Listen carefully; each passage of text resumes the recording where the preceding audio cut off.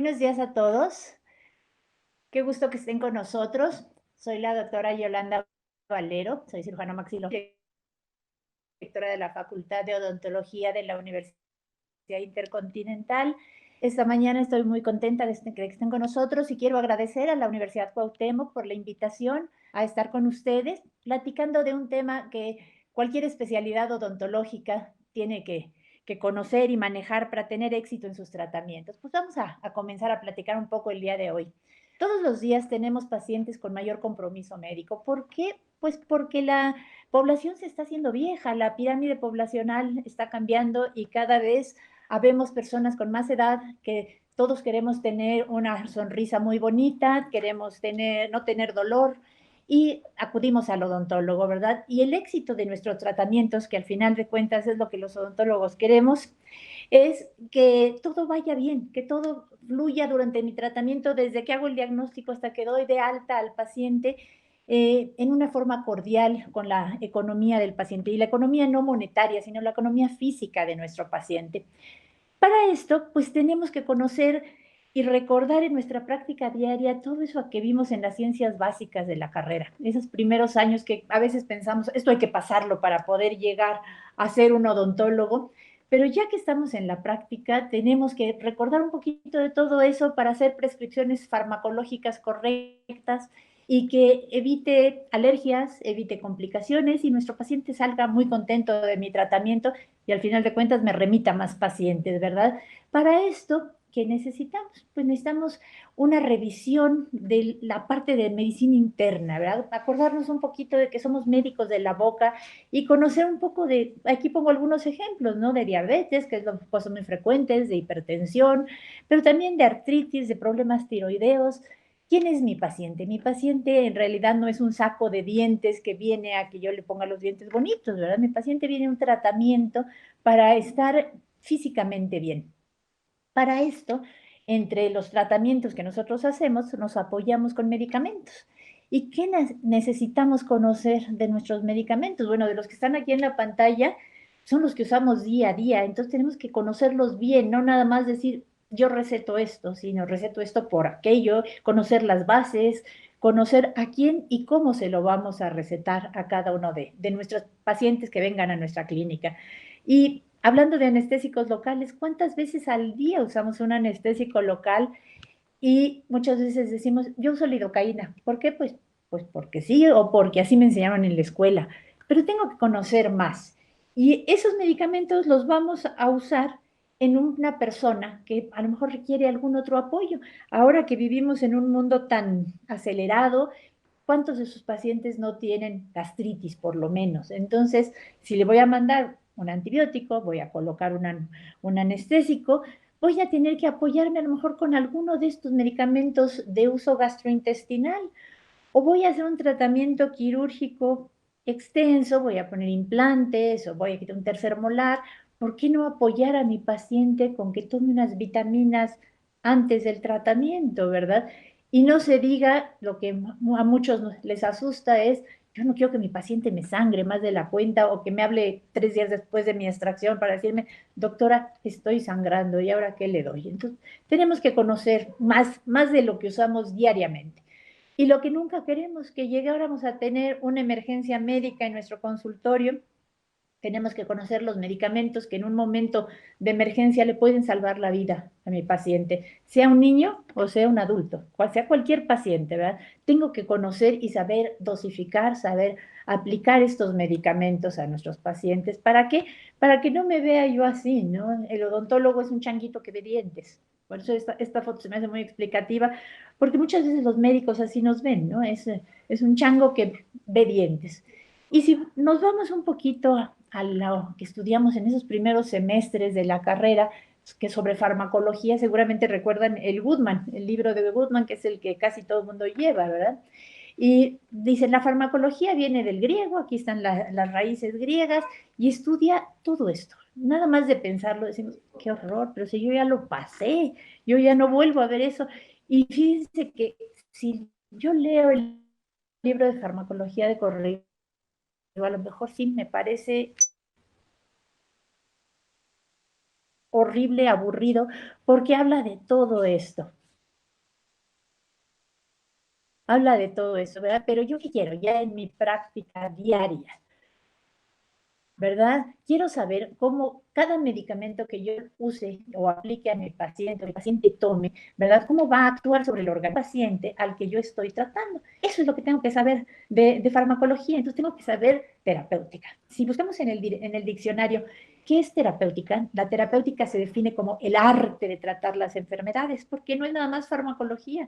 Tengo que saber quién es mi paciente y todos sabemos que los pacientes reaccionan diferente al dolor.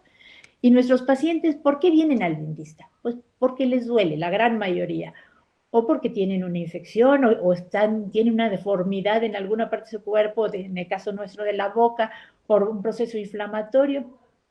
Pero eso sí, yo no conozco a ningún paciente que diga, me encanta ir al dentista. Ay, se siente tan rico cuando me hacen con la pieza de mano. No, todos vienen con cierto grado de ansiedad y yo quiero que el tratamiento de mi paciente sea placentero, tranquilo para el paciente, para que vuelva y me traiga a su familia, a sus hijitos, a sus amigos, ¿verdad? Y sobre todo tengo que saber enfrentar una emergencia médica. Entonces, eso es lo que tengo que saber de farmacología y de terapéutica. ¿Y qué tengo que saber de cada medicamento? Del que ustedes quieran, de un antibiótico, de un analgésico, de lo que ustedes quieran. Tengo que saber qué es, cuál es la definición de esa familia de medicamentos, cómo se clasifica. Y de todo esto, ¿cuál es el medicamento prototipo? Esto es un gran tip. Nosotros vemos el Goodman o vemos el PLN y decimos, qué cosa más horrible, ¿cómo me voy a aprender ese gran libro? Si yo entiendo estas tres cosas y cómo trabaja el medicamento prototipo de un tipo de medicamento, ya lo sé de todos, entonces no me tengo que aprender 100 medicamentos, tengo que aprenderme uno. Y entonces empiezo a entender cómo aplicar la farmacología a mi día a día, a mis pacientes del día. Y sobre todo en el caso nuestro, yo tengo que saber si en mi tratamiento odontológico yo tengo que hacer alguna modificación en el tratamiento por el medicamento que está tomando mi paciente, porque además no nada más es lo que yo le vaya a recetar. Mi paciente ya trae antihipertensivos, hipoglicemiantes, no sé, hormonales, trae medicamentos a los que yo me tengo que adaptar, porque el paciente no puede dejar de tomar un medicamento porque viene al dentista. Entonces yo tengo que adaptar mi tratamiento a este paciente. Hoy no tenemos más que 40 minutos que le agradezco a la universidad de habernos permitido estar con ustedes, pero ya en el diplomado de odontopediatría, pues lo vamos a enfocar a niños y dependiendo del caso vamos a hablar de esto. Entonces, hoy vamos a hablar sobre cómo prevenir o tratar la infección. Y los antibióticos se adaptan a cada paciente. Tampoco yo puedo decir, yo receto clindamicina. Sí, sí receto clindamicina, pero también receto amoxi, también receto Lincor, receto muchos antibióticos porque depende del caso. Entonces yo tengo que conocer que los antibióticos se van a adaptar al paciente, no a lo que yo quiera, ¿verdad? ¿De acuerdo a qué? De acuerdo a qué le voy a hacer, quién es mi paciente, está infectado, no está infectado, está sano, no está sano, ¿verdad? Las condiciones sistémicas del paciente. Entonces, ¿qué tengo que conocer? Conocer de medicina interna, conocer a mi paciente, tener una excelente historia clínica del paciente, conocer las condiciones locales, por qué vino, qué es lo que yo le voy a hacer.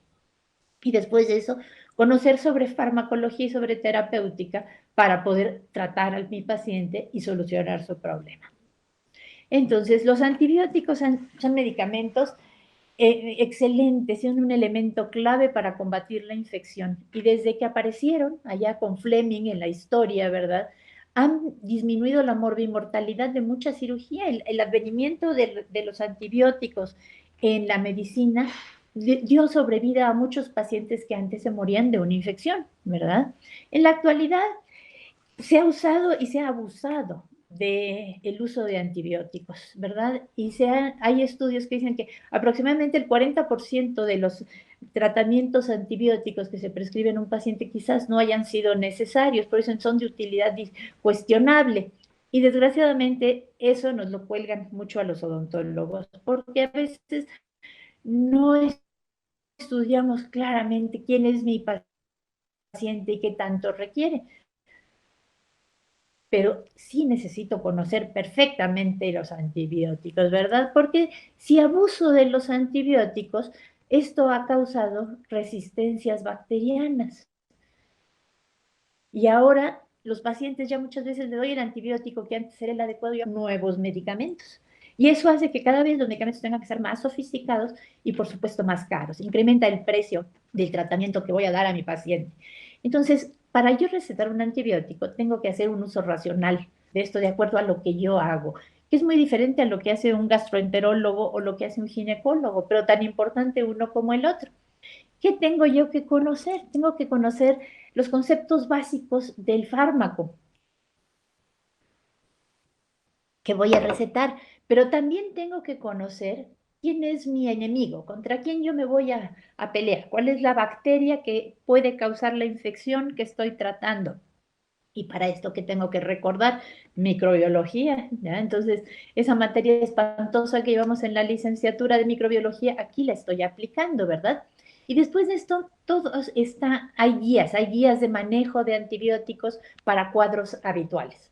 Pero a lo mejor se me va a presentar un día un cuadro que no es tan habitual. Entonces tengo que tener ese antibiótico de reserva, ese esquema que me saco de debajo de mi manga para poder tratar una infección que sea poco común. Los antibióticos, entonces, en el caso de la odontología, los podemos clasificar como de primera elección, de segunda elección y de reserva. ¿Esto qué quiere decir? La gran mayoría de las infecciones en la boca pues se deben a determinado tipo de bacterias que tenemos en la boca. Y entonces tenemos que los medicamentos, los antibióticos de primera elección en la boca, pues tenemos todas las penicilinas naturales y sintéticas, con o sin inhibidores de beta-lactamasas.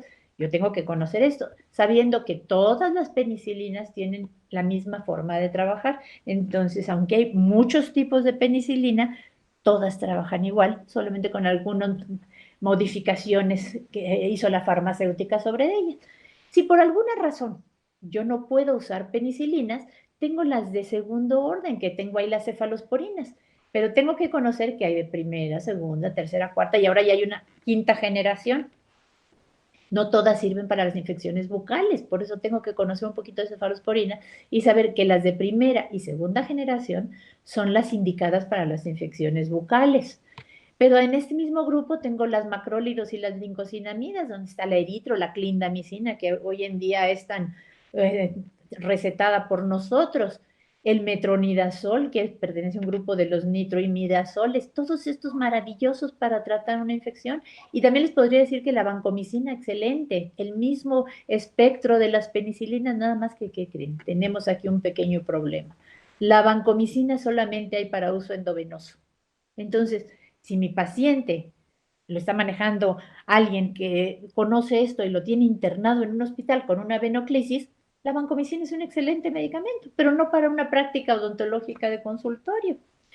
Y si por alguna razón tengo una infección combinada multimicrobiana, entonces tengo antibióticos de reserva o combinaciones, hacer sinergias. Voy a recetar 2 medicamentos a la vez y tengo que conocer cuáles son los medicamentos que yo puedo combinar, porque no puedo combinar igual cualquiera con nada más porque me sé 2 nombres, sino tengo que conocer sus características. Otra de las cosas donde se ha usado y abusado, y en algunas veces bien usado, pero que se ha abusado, es la profilaxis antibiótica. Qué miedo. Para que no se me infecte el paciente, yo le voy a dar profilaxis. No, así no es. ¿Verdad? Hay esquemas que ha hecho la Asociación Americana del Corazón, por ejemplo, muy claros y que nos dice, esta profilaxis se usa en estos casos. Entonces, bueno, vamos primero a definir qué es profilaxis antibiótica y es prevenir la infección en la herida quirúrgica, o sea, donde yo estoy trabajando o quizás a distancia. Todos hemos oído hablar de la endocarditis bacteriana. Una herida quirúrgica bucal produjo una infección en las válvulas cardíacas. ¿Cómo la voy a prevenir? A través de altas concentraciones de antibiótico en sangre, que tengo que saber qué dosis voy a dar a mi paciente para lograr concentraciones elevadas en sangre. Y que esto evite la proliferación o diseminación bacteriana a partir de la herida quirúrgica, ¿verdad? Entonces, fíjense cómo es reunir la terapéutica, es hermosa, porque es reunir un poquito de todas las ciencias básicas básicas para aplicarlas a un éxito en mi tratamiento en mi paciente. ¿Cuándo va a ser efectivo, eficaz un antibiótico en odontología? Cuando conozco cuál es su espectro, o sea, sobre qué bacterias trabaja ese antibiótico. Cinética. Pero también tengo que conocer los microorganismos que son susceptibles a ese antibiótico, porque hay microorganismos que ya son resistentes a un antibiótico. Tengo que conocerlo, porque si no, mi tratamiento no le va a servir, ¿verdad? Y si necesito hacer una sinergia antibiótico, ¿qué antibiótico, tengo que combinar con cuál otro para realmente poder aniquilar las bacterias que están causando el problema en el paciente? Pero esto siempre va a ser refuerzo de la terapia mecánica periodontal.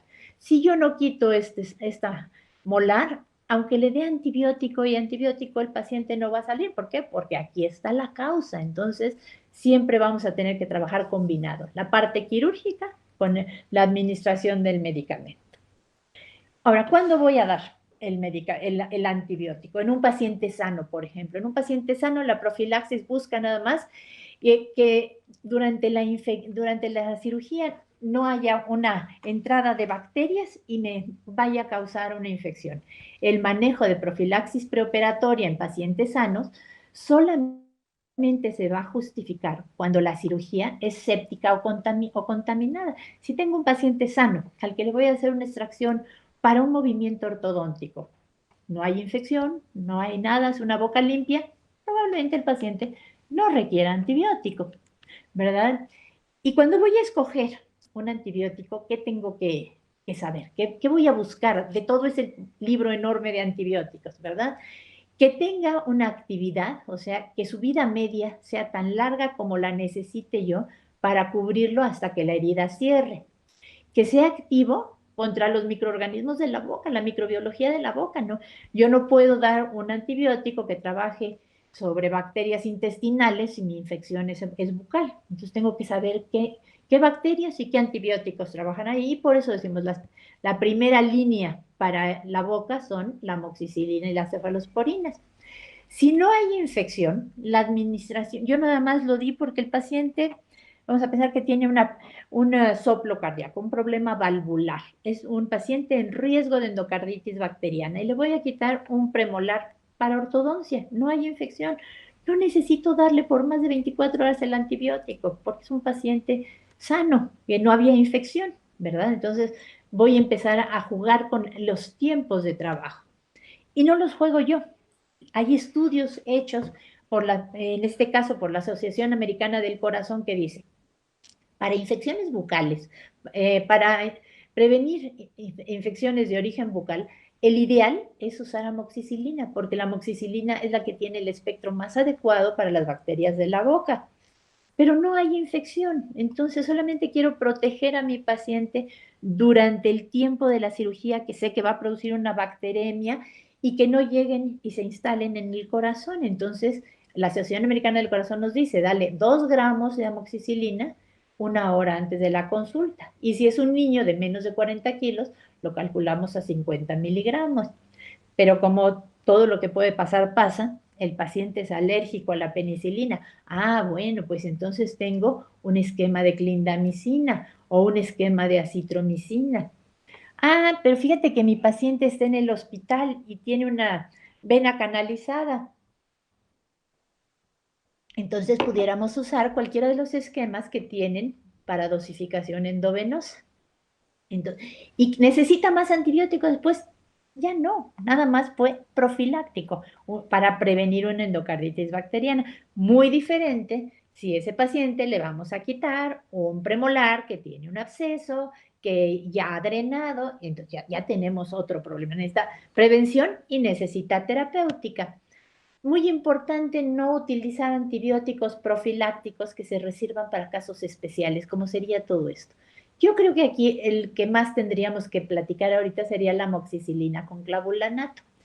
Muchas veces hay la idea de que si tiene clavulanato es más fuerte. No, eso para una cosa diferente.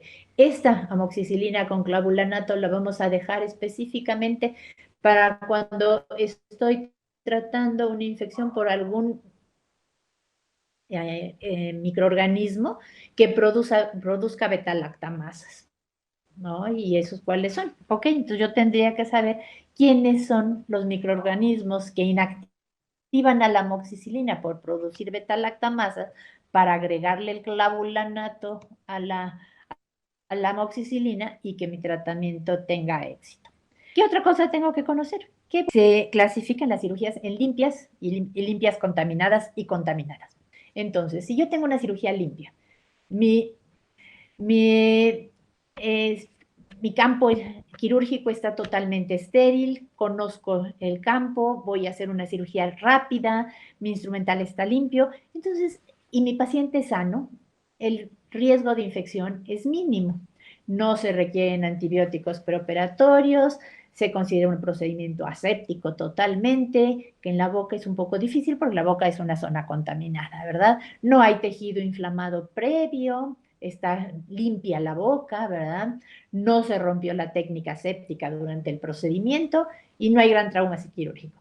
Soy un cirujano maxilofacial con muchos años de práctica, mis extracciones son muy limpias, rápidas, quizás no necesite mi paciente antibiótico, pero fíjense que si mi paciente es sano, pero es la primera extracción que voy a hacer yo en la escuela y se me rompió el diente y se empezó a complicar la cirugía y fue un poco más larga, pues esa cirugía que en un determinado caso no era contaminada, aquí se contaminó. Entonces puedo tener hasta el 10% de riesgo de una infección. Quizás no requirió antibióticos preoperatorios, pero sí postoperatorios por 5 a 7 días, ¿verdad? Una cirugía que es en una cavidad que contiene microorganismos como es la boca, ¿verdad? Pero mi intervención fue traumática. Entonces ahí sí requiero antibióticos. Otro caso es cuando la cirugía de entrada es contaminada, ¿verdad? Hay mucho más riesgo, requiere antibióticos pre y quizás postoperatorios, ¿verdad? En este caso había una infección aguda, pero todavía nada más había edema, no había secreción purulenta y tengo que dar un antibiótico postoperatorio de 5 a 10 días, dependiendo del caso. Y tengo otra cirugía realmente sucia. Voy a operar, voy a drenar un absceso donde hay secreción purulenta, donde la cirugía quizás va a ser larga, ¿verdad? Cuando una cirugía dura más de 2 horas, siempre se va a considerar una cirugía sucia. Hay muchos estudios, en este caso yo pongo esta cita, ¿verdad? En donde una cirugía que tarda más de 2 horas, es muy difícil que se haya guardado la técnica aséptica perfecta durante más de 2 horas. Entonces, quizás ahí sí necesitamos cubrir al paciente con antibiótico. Esto no descarta los cuidados que siempre le damos a nuestro paciente. Cuídate después de una extracción, no fumes, y no nada más decirle no fumes, porque seguramente no nos va a hacer caso. Pero si le decimos por qué no debe de fumar, explicamos por qué, ¿verdad? Informarle sobre el efecto nocivo del tabaco, hablarle de higiene oral, que no se acueste totalmente, que se quede en posición Fowler, que no haga ejercicio intenso. Esto lo sabemos todos y tener, si es una extracción superior en donde tenemos riesgo de una comunicación oroantral, pues darle cuidados sinusales. Y con esto el paciente va a evolucionar de acuerdo a cómo nosotros queremos que evolucione. Otra cosa que tenemos que saber es por dónde le voy a administrar a mi paciente el medicamento. Lo más sencillo, lo que por lo general hacemos, es vía oral, porque al paciente no le molesta, pero habrá ocasiones que tendremos que usar una vía parenteral, a lo mejor iniciar un tratamiento con antibióticos intramusculares y buscar el antibiótico que después pueda continuarse por vía oral, ¿verdad? Pero yo quiero primero que llegue rápido el antibiótico a la zona donde estoy tratando a mi paciente, ¿verdad? Muchas veces, inclusive, ya esto en casos complicados que se hacen en los hospitales, ¿verdad? A lo mejor empezamos por endovenosa y después cambiamos a intramuscular o a vía oral. Entonces también tengo que conocer de mis medicamentos si los puedo manejar así, en 2 o 3 vías de administración. Y también tengo que tener en cuenta quién es mi paciente, cuál es la condición sistémica de mi paciente, ¿verdad? Si mi paciente está enfermo de algo, ¿verdad? Los pacientes con enfermedades sistémicas son más susceptibles a desarrollar infecciones. Y los antibióticos reducen la bacteremia, pero no la eliminan totalmente, ¿verdad? Entonces, ¿qué tengo que conocer? Aquí un poquito de medicina interna para decir de qué está enfermo mi paciente. Viene a que yo le haga un implante, una corona, una extracción, lo que sea, ¿verdad? Pero, ¿qué trae puesto? Pues trae puesto un soplo cardíaco. O mi paciente tiene una enfermedad autoinmune, tiene lupus o tiene artritis. Bueno, ¿cómo va a responder mi paciente a la bacteremia que yo le voy a producir por el tratamiento dental? Acordándonos que todas las manipulaciones bucales van a producir una bacteremia, ¿verdad? Entonces, para esto, volvemos a la Asociación Americana de Corazón, dice que es indispensable utilizar profilaxis antibiótica con los esquemas que acabamos de ver en 3 casos especiales. Personas con enfermedades del corazón que produzcan soplos, o sea, una bacteremia, ¿verdad? Un paciente que tenga una válvula descompuesta, la forma, el síntoma clínico de una valvulopatía es el soplo. Entonces es importante preguntarle a mi paciente, ¿estás enfermo del corazón? Sí. ¿De qué? ¿Qué tienes? Porque una cosa es que sea hipertenso y una cosa diferente es que tenga una arritmia, por ejemplo, un problema eléctrico del corazón, o que tenga una valvulopatía en donde la manifestación clínica es el soplo. O bien, personas que tengan reemplazo completo de alguna articulación. Aquí tenemos un reemplazo de cadera. En la unión donde el metal se une al hueso, este punto de aquí, el resto de la vida del paciente es un punto de riesgo, donde una bacteremia por una extracción, por una manipulación, cualquier manipulación que produzca sangrado en boca, va a hacer que las bacterias anden en todo el organismo y se puedan quedar en esa unión metal-hueso y producir a la larga la pérdida de la prótesis. Imagínense nada más, eso no va a pasar en mi consultorio, pero que el paciente llegue a perder la prótesis de cadera, de hombro, de donde la tenga, por una manipulación bucal sería terrible, ¿verdad? O bien en diabéticos mal controlados. ¿Qué tenemos que conocer aquí? ¿Cuál es el nivel de control de mi paciente de su enfermedad? Porque los pacientes luego son un poco pecadores. Doctora, nada más me comí un pedacito de pastel. Bueno, a mí no me importa si se come un pedacito o un pedazote. Yo quiero saber hoy cómo está su glucosa para ver si voy a usar o no antibióticos. ¿Qué tengo que tener? Pues un glucómetro en el consultorio. ¿Qué tengo que conocer de enfermedades sistémicas? Pues todas las inmunodeficiencias que no se reúnen, no se limitan solamente al VIH, insuficiencias hepáticas, insuficiencias renales, diabetes. Entonces tengo que conocer sobre medicina interna para poderla aplicar a mi paciente dental. Lo que con más frecuencia vemos, ¿verdad?, son los pacientes diabéticos. México es un país en donde la diabetes es altamente prevalente y yo tengo que saber que resultados mayores a 126 miligramos de glucosa en sangre en ayuno de 8 horas, esto ya me está diciendo, cuidado, tu paciente es diabético. Lo repito y vuelves a salir así, tengo que saber que ese paciente es diabético y va a tener mayor riesgo de infección que cualquier otro paciente.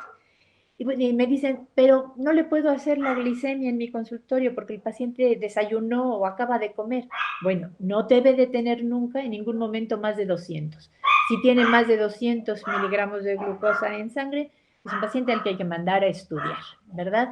Y también sabemos que esos pacientes van a tener mayor índice de enfermedad periodontal, más acumulación de bacterias, y esto va a ser un estira y afloja. Mientras yo no controle la glicemia, el paciente no va a responder bien a mi tratamiento, pero mientras yo no lo trate, no va a disminuir su glicemia. Son cosas que tengo que hacer a la vez. Empezarlo a tratar junto con el endocrinólogo le manejará la dieta, le manejará los hipoglucemiantes y yo voy a manejar la enfermedad periodontal que presente.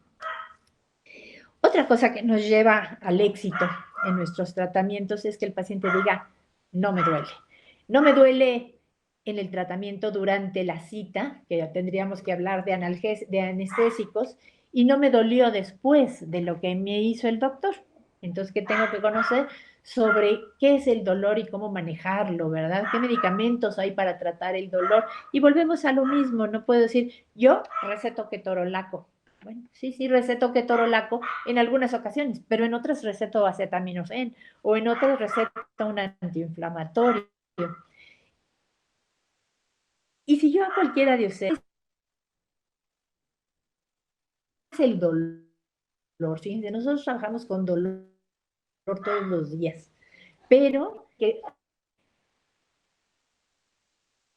no sabemos una definición. Esto es tan cierto y tan importante. Se organizó un grupo de médicos, que es la Asociación Internacional para el Estudio del Dolor, que se puso a trabajar para definir el dolor. Dijo, esto es el dolor. Eso quiere decir que no le da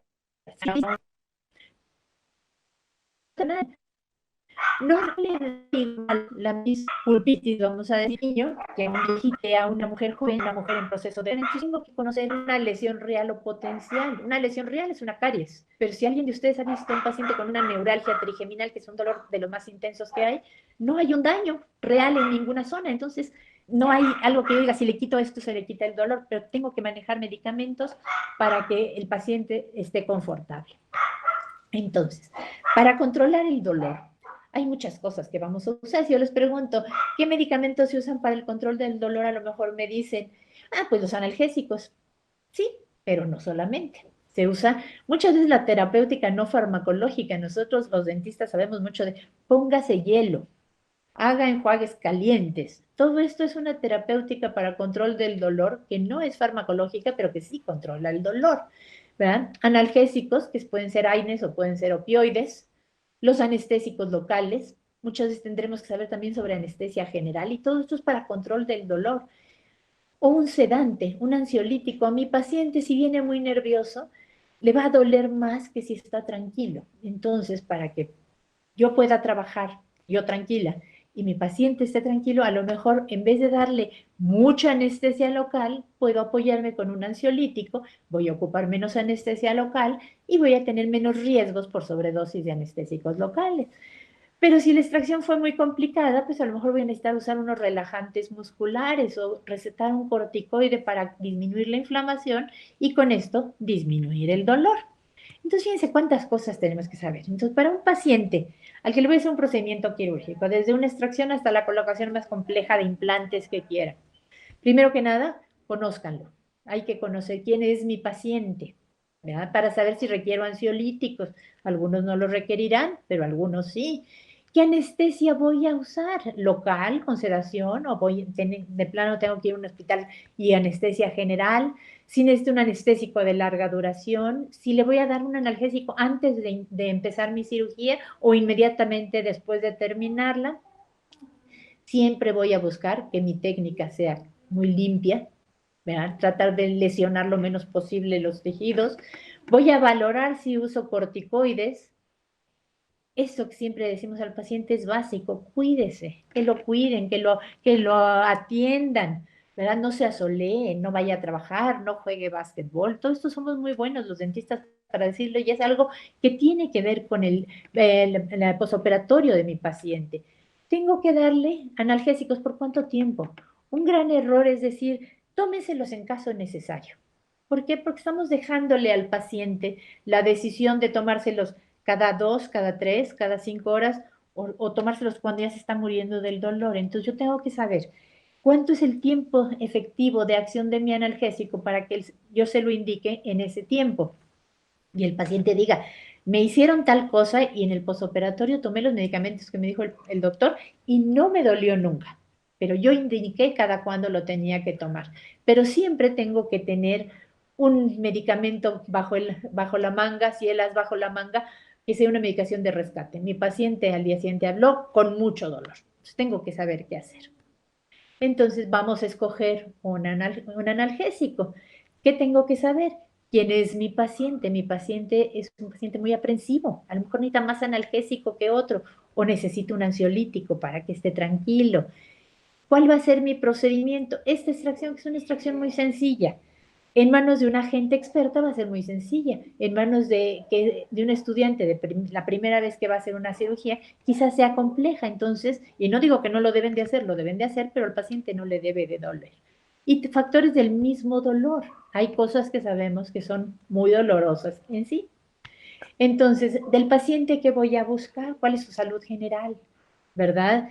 Si está enfermo de otra cosa, si toma algún otro medicamento, a lo mejor toma anticoagulantes y no debe de tomar aspirina, o tiene una úlcera gástrica y no puede tomar analgésicos vía oral, quizás se los tenga yo que inyectar. O sea, tengo que saber quién es mi paciente, ¿verdad? Inclusive su nivel socioeconómico. En todos los medicamentos yo tengo que saber la capacidad económica del paciente para comprar el medicamento. Si yo mando un medicamento muy caro a un paciente que gana el salario mínimo, les aseguro que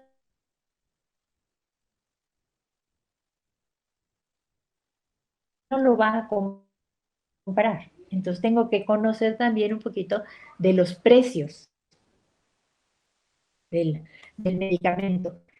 Tengo que saber cuál es el procedimiento. Aquí, si le pongo esta extracción, pues en menos de cualquier persona es una extracción compleja, ¿verdad? Entonces, el procedimiento sí pasa un consultorio. Tengo 6 meses de haber egresado de la escuela, va a ser una cirugía complicada, el paciente le va a doler mucho, voy a tener que dar un buen analgésico. Entonces, ahí voy escogiendo cuál es la agresividad de mi procedimiento y es lo que voy a dar el analgésico. No va a doler lo mismo la colocación de este implante que la colocación de todos estos implantes. En este que probablemente es un paciente muy joven y en este que por lo que veo no es un paciente tan joven. Entonces todo eso va cambiando la elección de mi analgésico. ¿Cómo voy a controlar el dolor entonces después de una cirugía? Primero que nada, ¿cuál es el analgésico? ¿Cómo voy a escogerlo? Lo que no debo de hacer es dar el que está de moda o el que acaba de venir la persona representante de un laboratorio a entregarme papelería y una muestra médica. Yo tengo que conocer de mi medicamento cómo se mueve, cuál es la farmacocinética y cuál es la farmacodinamia. Farmacocinética, recordando que es cómo se mueve el medicamento a través de todo el organismo, y la farmacodinamia, lo que va a hacer el medicamento en mi organismo. Si el procedimiento que yo voy a hacer implica mucha inflamación, si yo reduzco la inflamación, se va a reducir el dolor, ¿verdad? Si el dolor es un dolor que no está asociado a un proceso inflamatorio, como sería una neuralgia trigeminal, un antiinflamatorio no le sirve porque ahí no hay inflamación. Entonces, tengo que conocer la patología de esto. Si vemos esta diapositiva, yo creo que todo el mundo nos remontamos a nuestra clase de fisiología y decimos, qué cosa más horrible, esa es la cascada de la inflamación. Y nada más de leer eso uno piensa, no, esto está terrible. Y no está tan terrible si la entendemos, fíjense nada más. Vamos a hablar de un dolor en donde hay una inflamación. Lo primero es que se lastimó la membrana de la célula. Los fosfolípidos de la membrana liberaron la fosfolipasa y de ahí viene toda esta cascada de cosas. Y estas prostaglandinas son las que producen lo rojo que se produce en la inflamación y el aumento de volumen. Entonces, tengo que saber si yo voy a tratar un dolor en donde hay un proceso inflamatorio importante, quiero trabajar con un medicamento que inhiba la síntesis de esto. Y si vamos al Goodman, al libro de farmacología, y leemos, ¿qué son los AINES? Son inhibidores de la síntesis de prostaglandinas. ¡Qué padre! Bueno, estas son las prostaglandinas. Lo que yo quiero es inhibir la síntesis de esto. Entonces, yo puedo trabajar en esta inflamación a diferentes niveles, ¿verdad? Si ya sé que lo que voy a hacer va a producir mucha inflamación, pues a lo mejor doy un corticoide para que no se produzca la fosfolipasa. Pero, no, la verdad lo que voy a hacer sí va a causar inflamación, pero es algo pequeño. Bueno, necesito nada más un AINE que trabaje a nivel de las ciclooxigenasas. O lo que tengo es un proceso inflamatorio crónico, tengo un problema de osteoartritis en la articulación temporomandibular. ¿Qué necesito? Que no haya esto que produce vasodilatación y eritema. Entonces a lo mejor voy a usar un inhibidor selectivo de la COX-2, ¿verdad? Algo mucho más específico. Pero fíjense que yo soy cardiólogo y lo que no quiero es que mi paciente se forme un coágulo y se me infarte. ¿Qué le dan a los pacientes? Ácido acetil salicílico en dosis muy bajas para que no se liberen los tromboxanos, que son los que forman los coágulos en las venas. Entonces, el cardiólogo da dosis muy bajas de ácido acetil salicílico que no son capaces de inhibir todo esto, pero sí son capaces de no formar coágulos. Entonces, todo esto no es más que aplicar la fisiología y la farmacología al caso clínico que tengo en mi paciente. Entonces, volvemos a lo mismo. Tenemos familias de analgésicos que están todos aquí, ¿verdad? De la aspirina, de la paraminofenol, de las pirazolonas, y cada uno de estos tiene diferente efecto. Todos son AINES, todos son analgésicos, pero cada uno tiene un efecto diferente. Fíjense nada más, por ejemplo, el, los derivados del ácido propiónico, como es el ibuprofeno, tienen igual efecto analgésico que bajar la temperatura. Pero si yo tengo un paciente que lo que tiene es un dolor muy fuerte, que tiene mayor efecto analgésico. Pero si mi paciente lo que tiene es un proceso inflamatorio crónico en articulación temporomandibular que le duele al abrir, que hay cierta deformidad articular, no me interesa que baje la temperatura, me interesa que tenga un excelente poder antiinflamatorio, entonces por eso usaríamos piroxicam, ¿verdad? Pero fíjense que mi paciente lo que tiene es un dolor muy intenso, pero además está tomando anticoagulantes, entonces no le puedo dar ketorolaco. Pues tengo el clonixinato de lisina, que sería el medicamento ideal para esto. Entonces, yo no puedo decir, yo receto siempre ibuprofeno, sí, pero a lo mejor el dolor es más fuerte que para ibuprofeno y quizás necesite algo más. Entonces, ya no puedo decir, yo receto tal cosa, sino yo le voy haciendo un trajecito a la medida a mi paciente. Tengo unos que son selectivos de la COX-2, AINES también, analgésicos y antiinflamatorios, pero trabajan en la última parte de la cascada que vimos ahorita, básicamente antiinflamatorios. Y al disminuir la inflamación, disminuirá el dolor. Pues entonces tengo todos los que se apellidan Coxib, ¿verdad? El Robecoxib del Biox, aquel que fue tan sonado, un medicamento nuevo del Etoricoxib, que ahora tiene varias presentaciones, que es excelente antiinflamatorio, hasta que llegan a la farmacia a comprarlo porque la inflamación se baja casi nada más del susto del precio del medicamento. Entonces, no a todo el mundo se lo puedo recetar. Lo que sí tengo que saber es que todos los analgésicos, el que ustedes quieran, tiene un efecto techo. ¿Y un efecto techo qué es?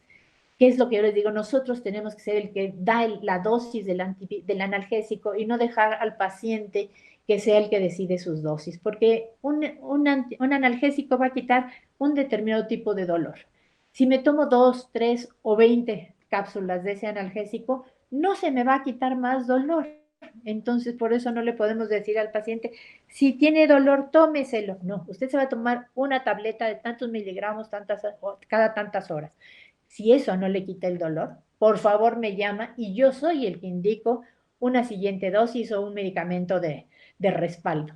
¿Por qué? Porque si no el paciente lo que va a pasar es como se ve en la foto, se va a tomar, sabrá Dios cuántas cosas, quizás tenga una intoxicación y va a decir que fue el medicamento que nosotros recetamos y no, nosotros recetamos una dosis. Esto es muy importante, conocer el efecto techo.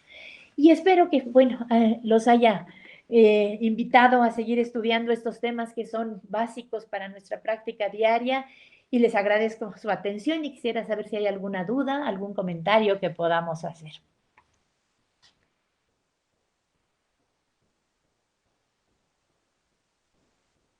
A ver, aquí me pregunta Jessica que si en infecciones dentales es correcto indicar amoxicilina con clavulanato.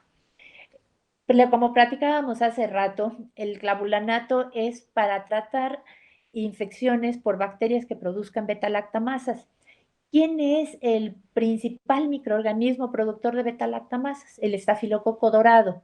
¿El estafilococo dorado es parte de la microbiota normal de la boca? No.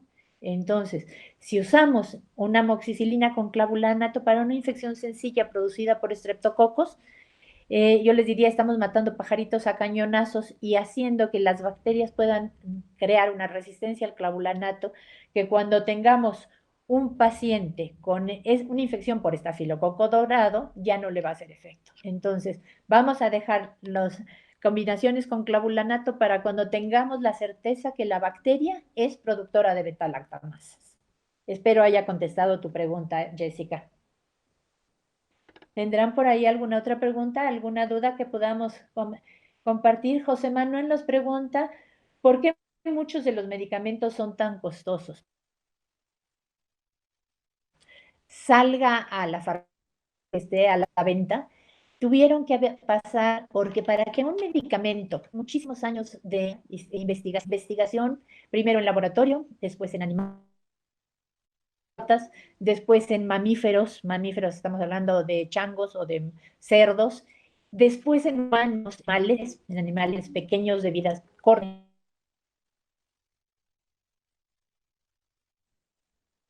en poblaciones controladas,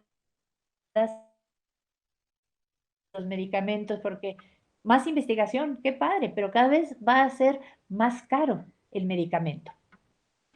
Espero contestar. Todo esto costó y costó muchos millones de pesos al laboratorio. Eso, cuando sale a mandar, Mariana López nos pregunta que tiene un paciente con una neuralgia trigeminal. ¿Con qué analgésico lo debe de tratar? Con ninguno. Una neuralgia trigeminal no se trata con analgésicos. Se tiene que tratar por un neurólogo y se tiene que tratar con un medicamento que está clasificado como un anticonvulsivo, ¿verdad? Que en odontología los podemos llamar como analgésicos adyuvantes, y es un medicamento que tiene muchas cosas que hay que conocer para poderlo administrar. ¿Habrá otra pregunta por ahí?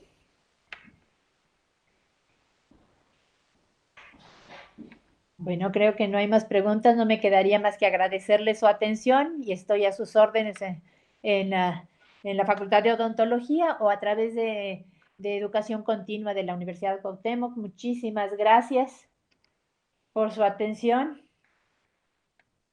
Me mandan otra pregunta también, que si en pacientes hipertensos, ¿qué analgésico recomiendo? No hay un analgésico específico para casos de hipertensión. Lo importante es que el paciente hipertenso esté tranquilo y no esté angustiado, porque eso sí le va a subir más la presión. También, en el caso de paciente hipertenso, más bien habría que preguntar si hay lesión secundaria a la hipertensión, lesión renal, en donde sí tendríamos que tener en cuenta la probabilidad de ese riñón de deshacerse del analgésico que se le dé. Aquí hay otra pregunta, permítanme. De las soluciones antisépticas existentes, ¿cuáles son las de su preferencia?